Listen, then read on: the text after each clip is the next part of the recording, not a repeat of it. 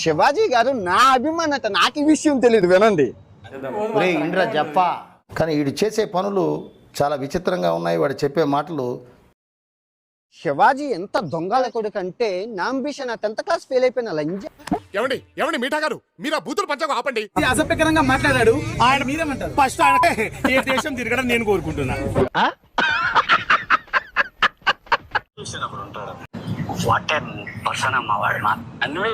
కాదు, ఇది విని షాక్ అయ్యా నిజంగా. అనవసరంగా ఎదవనైపోయానన్న. మరి అదే వచ్చిన టైం బాలేదు, వెళ్దాం పద. ఓకే, నా కోపాన్ని పక్కన పెట్టి ఏమంటే కొంచెం చంకడండి. ఎందుకంటే నాకు ఫోన్ ఇచ్చిన గొప్పతనం కాదు. కానీ నువ్వు ఏమంటున్నా అంటే ఆయన బూతులు మాట్లాడదు దయచేసి. లాంగ్వేజ్ అనేది నువ్వు చెడగొడుతున్నావని నేను కోరుకుంటున్నా. నోరు మంచిదైతే ఊరు మంచిది అంటారు. ఎలా ఉండాలి నాకు తెలుసు, ఏదో నాకు చెప్పక్కలా. నువ్వు మారవయ్యా.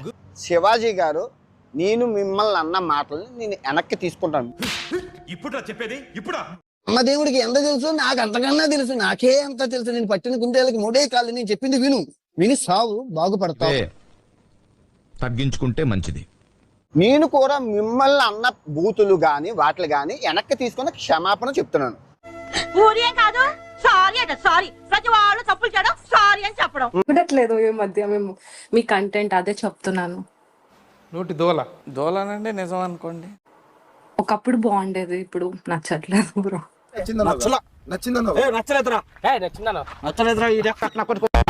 మన సీతాదేవి పద్ధతిగా చీర కొట్టుకున్న రావణుడు అపహరించుకుపోయాడు. రాజా, అర్థం లేకుండా ఏమిట్రా మాటలు?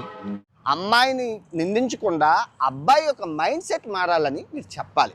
ఇంకా చాలా భయాన్ని నీతులు వినడెందుకు? నేను ఏమన్నా చీప్ గానే అనుకున్నావా, ఫాల్తు గానే అనుకున్నావా?